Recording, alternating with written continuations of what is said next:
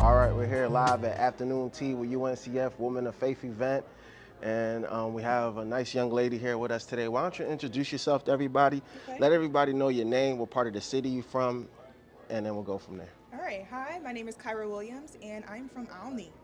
All right, and what college do you go to? I am going into my second year as an EDD student at the University of Pennsylvania, studying teaching, learning, and teacher education. Word, okay, that's what's up. We got a future educator in the building. Future doctor. Yes, Yeah. yes, yes, that's what's up. All right, so what made you choose that major? Oh, that's a tough, not tough question, but a pretty meaty question, I guess I would say. Yeah. Really growing up in Philly and being a creative person and having like limited opportunities to explore specifically the media arts here in the city and getting into that when I went to undergrad at NYU and talking to kids in the city and realizing like, oh wait, there's a need for them to also learn these skills as well and for me to take what I'm learning at NYU back to my community. So in doing that, I built a nonprofit organization called Stories in My Backyard, aka Word. SIMBY, and we provide media arts education that's culturally relevant to Black youth here in the city. So after building that, I was like, I need to go back to school to understand more about education, to understand how research impacts this work, and to really implement this into classrooms and not just after school programs and things like that. That's amazing.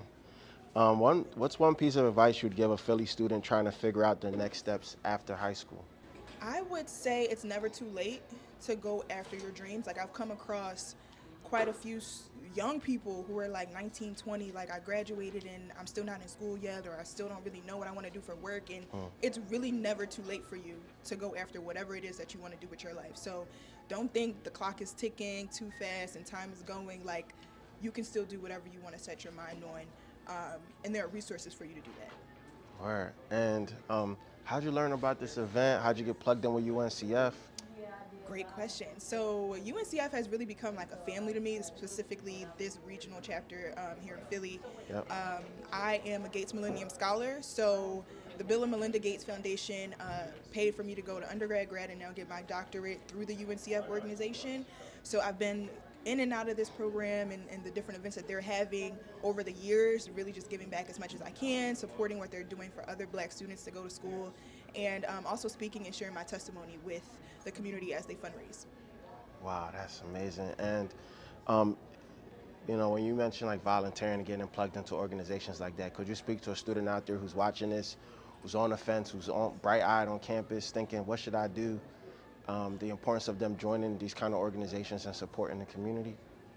Yeah, being a part of an organization like UNCF and volunteering, like really I'm here for like 6 hours on a Thursday, right, doing this interview and being a part of this afternoon tea. It's really important for the people who are donating to UNCF to see the impact that this organization is making on students' lives and impacting their families. So knowing my personal firsthand experience with how this scholarship has changed my life and allowed me to change the legacy of my family to become the first doctor in my family, it's important for me to come back and give whatever I can. So if there's something, an organization, a cause that you really care about, for me it's education specifically, but whatever it is that you care about, being a part of that community and showing up for the young people that are coming after you is so, so, so important. That is amazing. Um, you've benefited from scholarships. Can you just say a couple things about the importance of applying to scholarships? We're seeing now the competition level is, kind of weird because people don't feel like reading scholarships and the whole 9 yards. Can you just help students understand the importance of locking in and applying to Getting as it many done. scholarships possible? Yeah. Yeah, whew. It is senior year of high school. Scholarships were what really got me here to where I am today. That Gates Millennium Scholarship was no joke. It was 8 essays. I started the summer before senior year. There was a process for me to become a finalist and then become an actual recipient. So it was a year-long process of me working at it, having people read over my essays, having people write recommendation letters, but it changed my life. So I would never take that time back. If I could go back, I would do it all again. And over the years, even the smaller scholarships that helped me pay for food, pay for transportation, pay for any other expenses that came up when I was in school that people don't really talk about. Like we need money in our pockets, and especially being Black youth coming into things for the first time a lot of the times within our families. People don't really know how to support us. So these scholarships are ways for us to get support, to do the things that are new. And also, scholarships allow you to reflect on how far you've come. So if you're not necessarily thinking about it for the money that is attached to it, think about it as like an opportunity for you to reflect on everything that you've accomplished, for you to show what it is that you contribute to the world, and for other people to see and learn about that. That's been really beneficial for me. Even this past summer, I was still applying to scholarships as a doctoral student, trying to make ends meet because the stipend is not doing what I needed to do. Right. So there are opportunities for us to not only try new things, but to reflect on who we are as people and what we give to the world through these scholarships. No scholarship is too small to apply to. Yeah.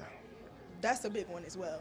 Like, we always get caught on the big ones, but those little ones add up. So taking the time to like really master applying to scholarships is important, because there are opportunities out there with people waiting for students to apply. Like, I just got a scholarship from an organization I ran track in called UAGTCA, the United Age Group Track Coaches Association, and 5 people applied to a $1,000 scholarship. And they were giving out 4 of them to people who are part of that community. So people are not taking advantage, and there are opportunities for us to support ourselves and to really move forward in education if we just take the time to look for the applications, to apply, and actually sit down and do what needs to be done.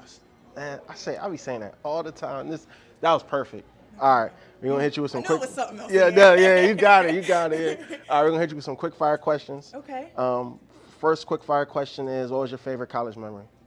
Ooh, favorite college memory was studying abroad in Berlin, Germany.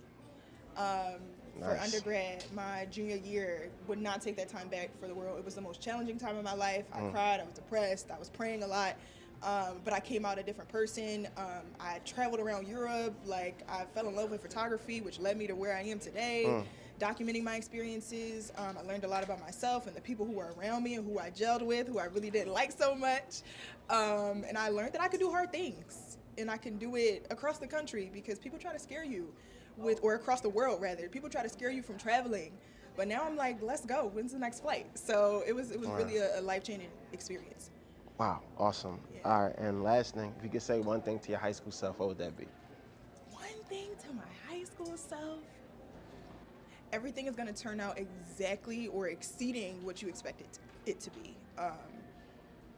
There's no way that you can really plan for the details, the ins and outs, but God got you, and everything's going to work out exactly how it's supposed to. That is perfect. Awesome. Thank you so much. No problem.